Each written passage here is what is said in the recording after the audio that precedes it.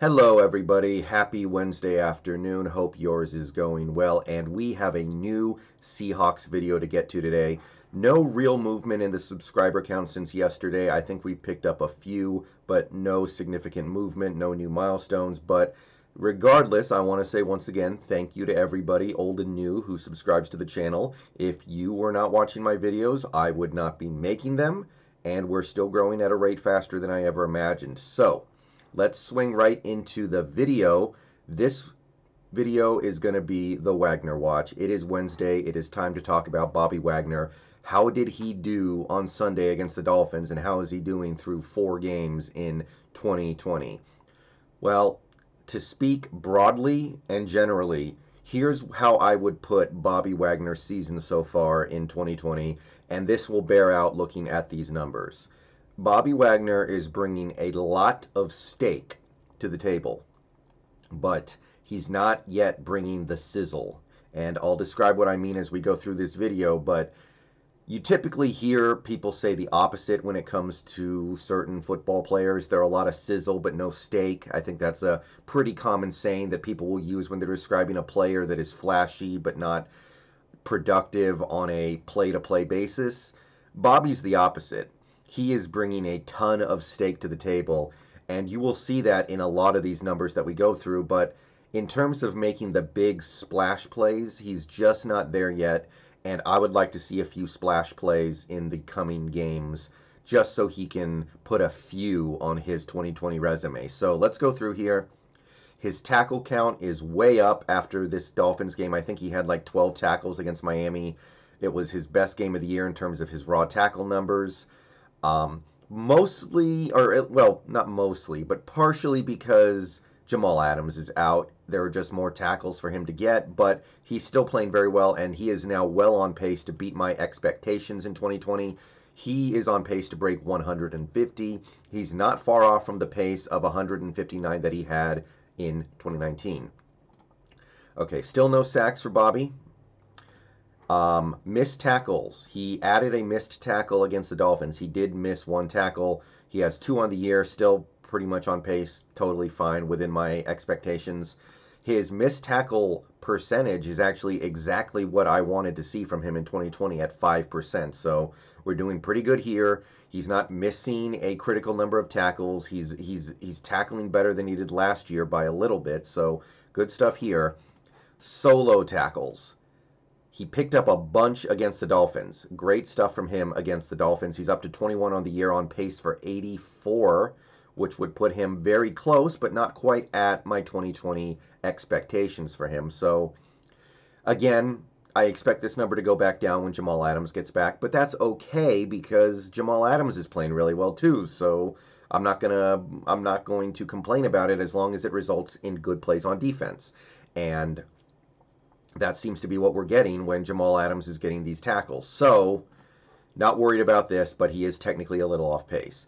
No new QB pressures for Bobby on Sunday. He still has 3 on the year, which is still a lot better than I was expecting. Still good for a middle linebacker.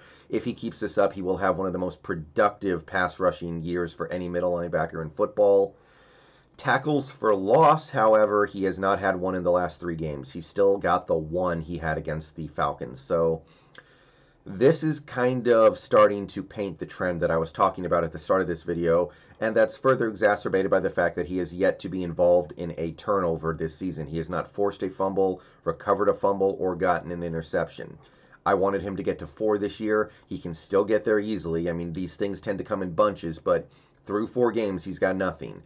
And that is what I mean when I say there's a lot of steak but no sizzle with Bobby right now. He is playing great against the run. He is getting a lot of tackles. He's playing disciplined football. He's helping this defense get whatever little bit they can get. He's getting after the QB and making him uncomfortable. He's got a lot of pass deflections. He's got 4 through 4 games, which puts him on pace to easily post his career high. But we're not seeing him actually have the big negative plays where he gets a big sack or has a bunch of big tackles for loss to put the offense behind the sticks. We're not seeing him take the ball away. And I can live with that. He is a middle linebacker. He's not necessarily the guy you expect to make the big splash plays, but I want to see Bobby make a couple of splash plays in the coming games just so he can get on pace with some of this stuff because you don't have to have a lot of them, but you have to have a few of them, and he isn't having enough right now. So I think that he's playing very well overall on a play-to-play basis, but he needs to find a way to have a few big impact plays in the coming weeks. If it's a few tackles for loss, that's good. Sacks would be great. Turnovers would be even better. But this first part of this spreadsheet paints the picture of what I'm talking about. We're seeing a lot of positive fundamentals from Bobby, which is an improvement from last year in my opinion. But I want to see the splash plays. And we got a game this week against the Vikings. It's as good a time to start as any. All right, so as I said, in terms of passes deflected or passes defended, he's doing great. He's got 4 through 4 games. That is by far his best season ever in terms of deflecting passes away if he gets there. So great stuff here. Run tackles. He picked up, I think, 6 run tackles against the Dolphins. There were more tackles for him to get because no Jamal Adams. He's now well on pace to get to 80, which is what I wanted him to get in 2020, so we're good there. As for his average tackle depth, it just keeps on creeping up. It is now above where I wanted it to be by insignificant amount. He's averaging just shy of 4 yards allowed per run tackle.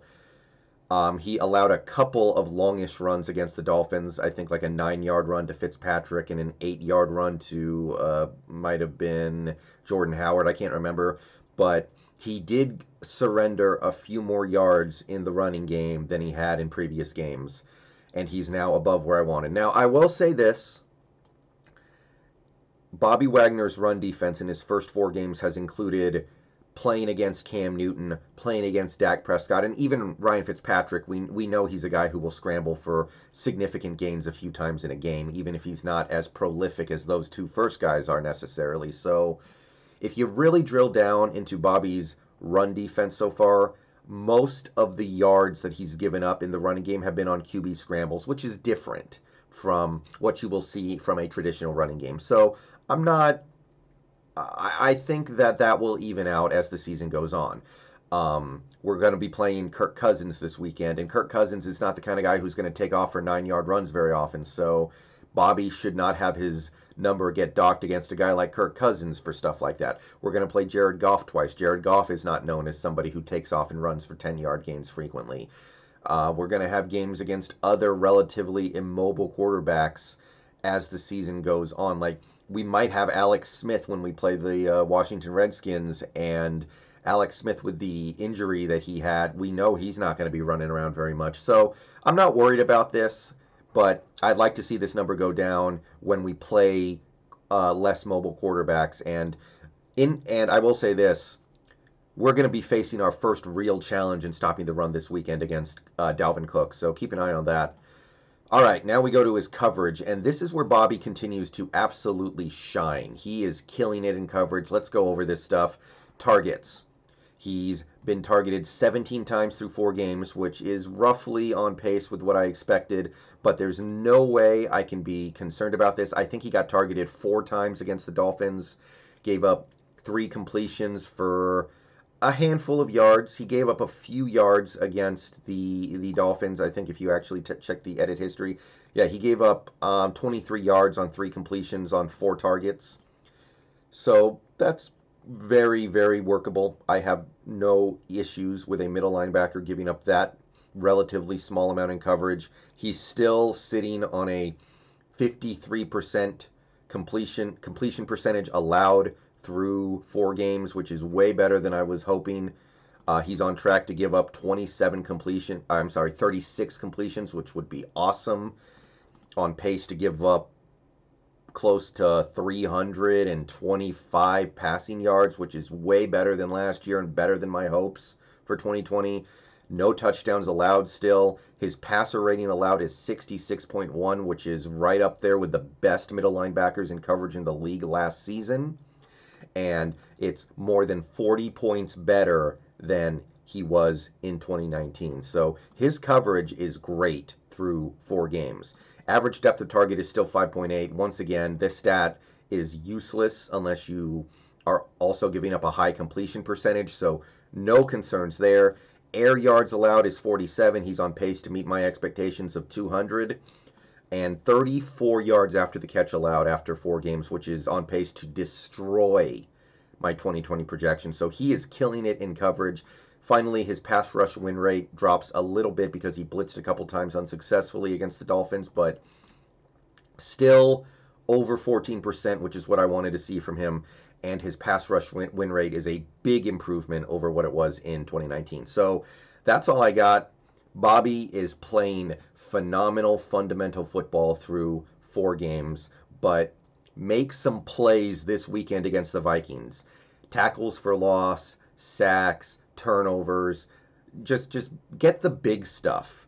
This little stuff is going great. He is playing great football from snap to snap. Very few linebackers are playing this well from snap to snap. We just need to see some of the big punches land, and we will have probably once again the best middle linebacker in football. I'm out of here. Peace out. Go Hawks. There was no stream last night. I was tired and I was busy. Tonight there should be one. Come check me out. And that's what I got. Go Hawks. See ya later tonight.